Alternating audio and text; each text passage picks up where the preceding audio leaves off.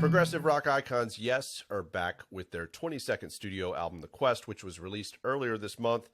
Ryan Reed's here with me from the UCR side of things. And Ryan, you spoke with guitarist Steve Howe about this new record, and you and I have spoken with Steve numerous times. And I think you'd agree with me. He is one of those guys that, like, each time you speak with him, you learn something interesting or new. Yeah, Steve is the perfect interview subject, I think, because he's super talkative, he's very opinionated, and he doesn't just spout out the pre-scripted answers that you sort of encounter a lot of times in interviews. So he's like this factory of just amazing quotes that just keep coming and coming, and I feel like we kept that streak up with the last chat, which was awesome. Yeah, he's one of those guys that, like, are in the unique category that he literally, there's usually no conditions, and he'll answer any question you throw at him, which is really cool. Yeah, absolutely.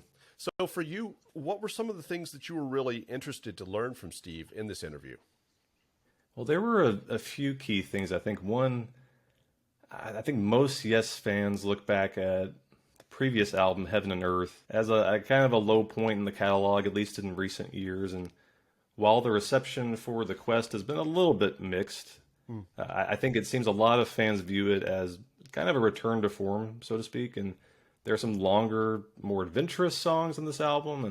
And I wanted to know, like, how did that come about? What sparked that return to these more long form pieces, and how did they record this during a pandemic, especially when there's, again, so much kind of longer, more complex material? And was it also difficult writing new Yes material or more emotional without Chris Squire being in the band? Obviously he died in 2015, very sad.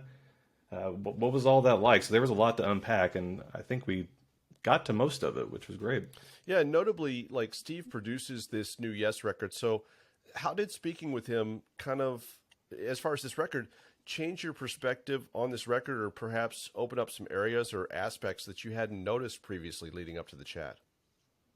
Well, it really solidified my view of the album, interestingly. A lot of these songs are very Howe heavy.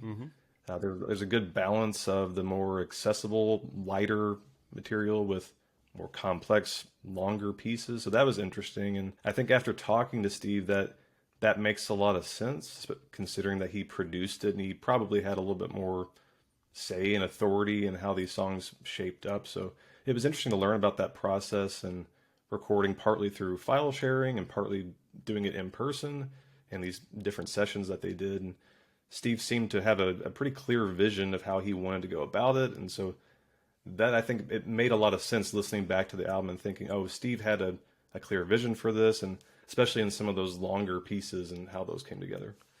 Yeah, I think it's really interesting to me because, like, I think that one of the things that I heard, and there's a lot of things that I heard in this record, is, like, we both know of Steve's love of classical guitar, and I think that you hear that creep into this record in some really interesting ways. Yeah, it's really interesting. There's such a variety of instrumentation on this album, which I really enjoy. Steve obviously can play just so many types of string instruments, and I think he really delves into a lot of that stuff. It seems like a lot more than Heaven and Earth. There's just a little bit more breadth in terms of the instrumentation, the arrangements. Obviously there are orchestral elements on the album too, which is interesting. So I think they took a broader picture of the band, and I think that's more satisfying, especially for me listening to it as a fan. I responded much more to this album than I did, especially Heaven and Earth.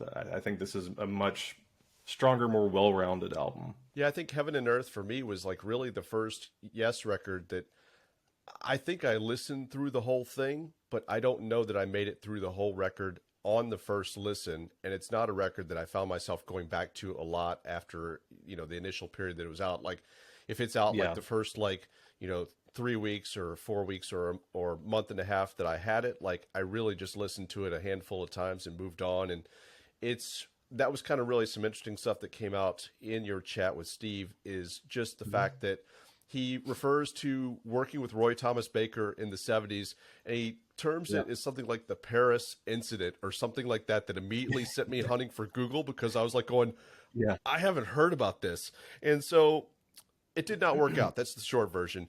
And they work with him again on Heaven and Earth. And what I kind of read into that was that the second time, again, was not the charm. Yeah, Steve was pretty clear. It's interesting talking to him about this, that the two parties, both amazing on their own, with Roy as a producer, yes, as a band, just did not find that chemistry. You would think, how could they not? Because they're just so both great at what they do, but it just didn't work. And he seemed to have a lot of respect for Roy. He kept telling me, I really respect him, and he wanted to make sure that was clear. But it just seems like he kept saying they just could not find that really satisfying meeting ground, I don't think. And it just shows you that, you think a great band, a great producer, you look at the track record, you think, how is that not just going to be a match made in heaven? But just sometimes it's just a chemistry thing, and people are on different wavelengths, and it doesn't quite work. Obviously, they got through Heaven and Earth, and they made the finished album, but I think, you look at a lot of the opinions of fans you read online and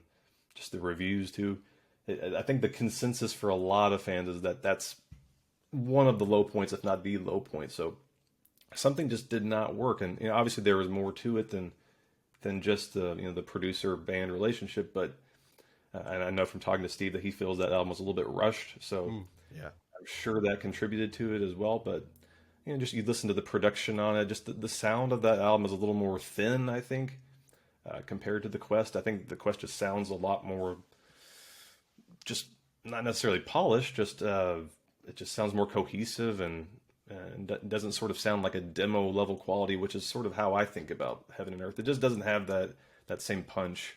Some good ideas, I think, on that album, but just the new one is a lot more satisfying, I think. Yeah, it's interesting to me because, like, when I read that the Quest was like the first record that they had made without Chris Squire, it's like in my revisionist history mind, I kind of had Heaven and Earth is the first record that they made without Chris Squire, because it just doesn't feel like it doesn't have that unified thing that you don't feel the huge presence of Chris Squire on that record. There's a lot of things that you don't feel on that record, and it's kind of, I understand in a sense why they wanted to try to make the thing with Roy Thomas Baker work, because he's a very interesting and eclectic producer that I think that if you get that right combination, if it would have worked, I could see that they were seeing like this guy can really bring something interesting to this record. Both times that they tried to work with him, I could see how they would see him adding that to their picture, even though it ultimately didn't happen. So I understand why they went that route and tried again as well. Yeah, I think it's a good sign, especially look at a band that's been around for this many decades, that they're even willing to try working with a producer like that. Like, let's mix things up, let's try something. So the fact that they even did that, and that's ultimately, it seems to have been a learning experience too, that, hey, we tried this and maybe we're better off just doing this in-house. And I think the proof is there when you listen to the Quest. It's just just sonically, it's a much more solid album. I mean, I have some issues with some particular songs. I don't love every single song on this album, but front to back, it's just immediately, and I've read a lot of comments online, people saying the same thing. Like, this just sounds better.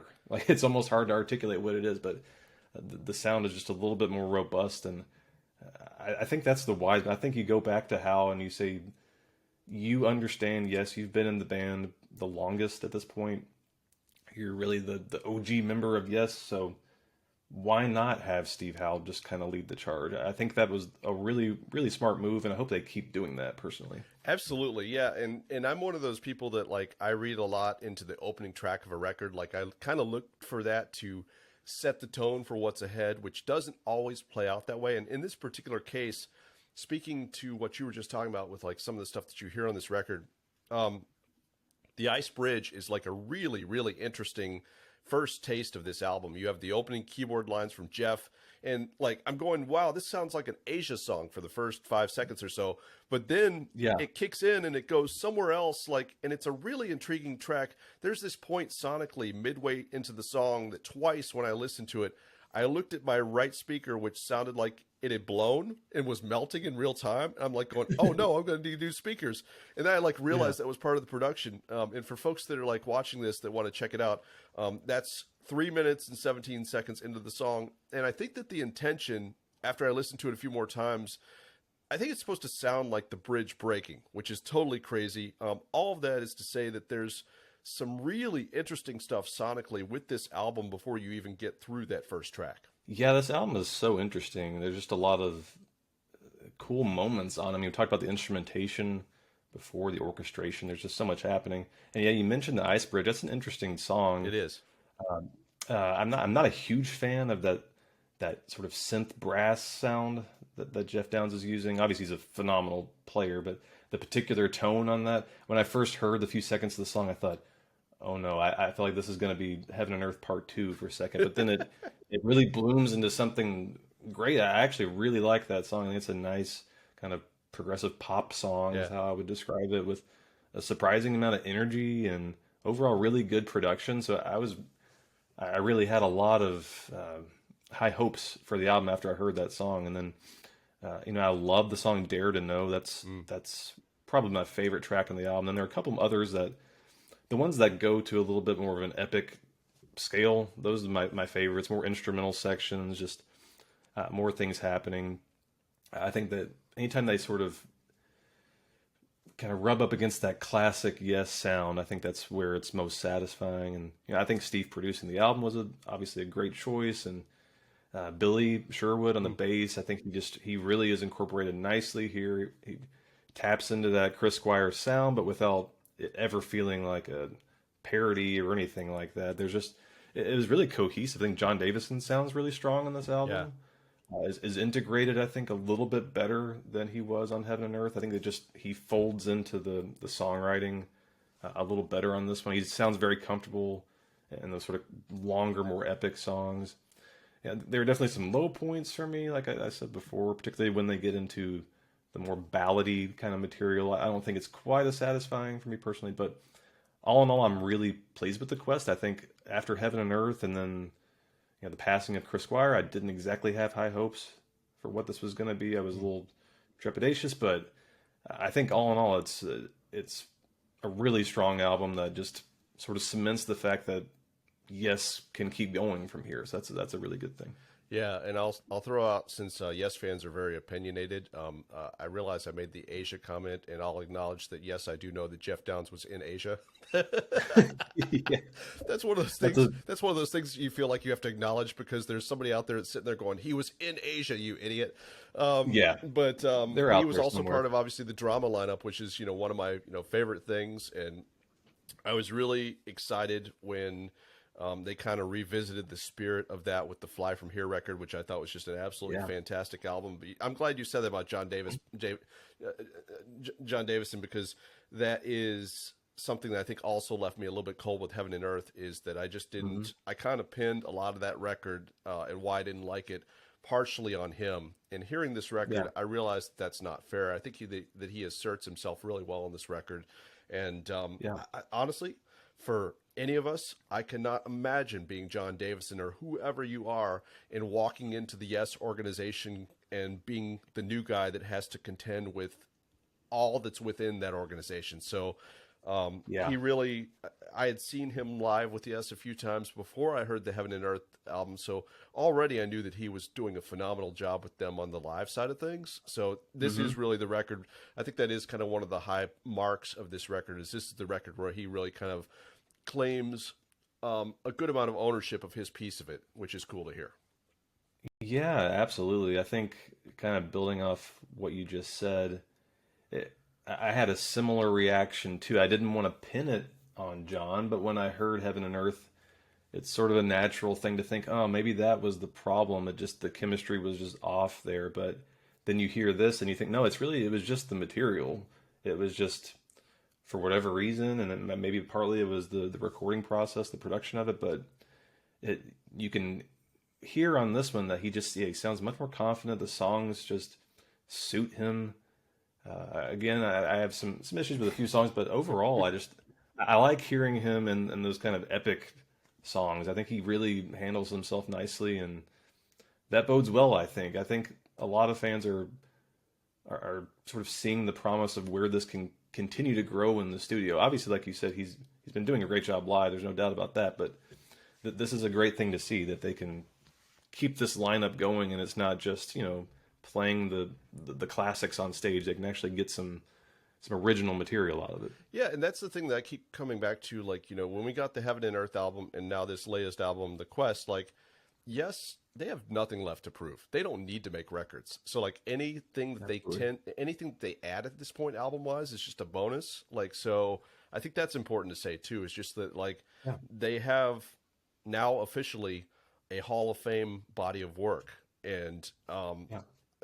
at the same time, I don't want to see them tarnish the legacy, which is why it's, I think, ultimately so satisfying that we get a record like The Quest that's so good. Yeah, absolutely. It's you make a good point there. I mean, I would be happy if they never made another album. I mean, that would be just fine because they've given me and everyone so much over the years that selfishly I just want more. I just want to kind of add to the pile. But yeah, they've given so much to the genre and just to rock music in general that that could be enough. If they were only a touring act, I don't think there's any harm in that. But it's amazing to think that after so many decades that to even think they could put out a halfway decent album this many decades, and it's pretty mind blowing. It really is. Oh yeah. Yeah, and just a few more things. Like one of the things that I wanted to mention from your interview with Steve, there are a number of really good quotes in this chat. Steve is always very quotable and interesting in that way. But this one in particular, he says, this is a cliche, but the last 5 albums from Yes before The Quest were very problematic. They were a headache, a toothache, and a stomach ache all at once. I think he explains it further in the interview, which he does. But at first glance, it kind of seems like he's partially distancing himself from all of the albums, from like basically Open Your Eyes in 1997 through Heaven and Earth. He's not completely like disowning it, but there's just a certain tone. And for me, there were some good albums in between there. So how did you kind of interpret what he was saying with that whole section? Yeah, I was a little surprised to hear him include 5 albums in that list, to kind of go back that far. I've never seen a band or an artist do that. It floored me. I read that and I had to read it again.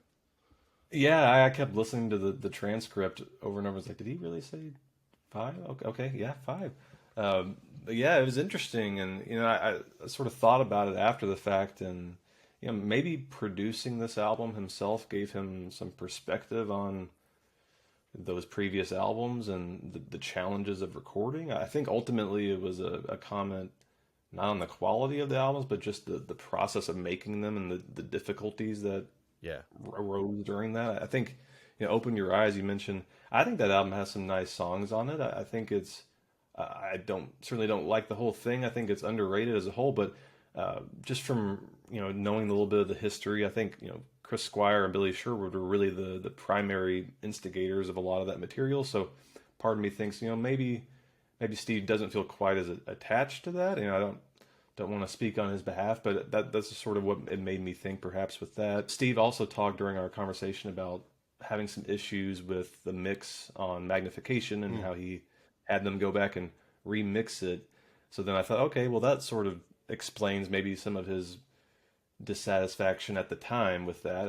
I think he's pretty happy with the album itself, and then obviously we know there were some issues with Heaven and Earth, and he told me he felt that album was a little bit rushed, and he was always the one kind of holding the band back, and they wanted to record, and he would always say, no, I don't think we're quite ready for that yet. So I think overall it was sort of him just summarizing that era of the band where he was the one thinking we need a little bit more time, and maybe he wasn't as satisfied with what they had going in, but not to say he wasn't satisfied with the albums themselves, but there's just the mindset and where he was at the time. So, but I have to say that, like, thinking about those 5 albums, I like a whole lot of that material, especially Fly From Here and Magnification. I think those are both really strong albums. I listen to Magnification quite a bit.